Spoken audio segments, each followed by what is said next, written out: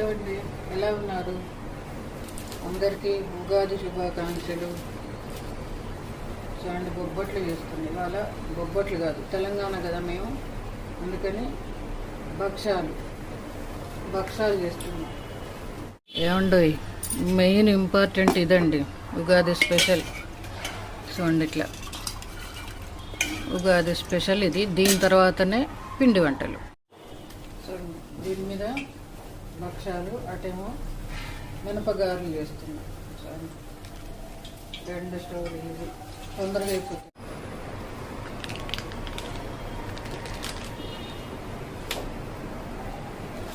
చూడండి, 4 వేసారు.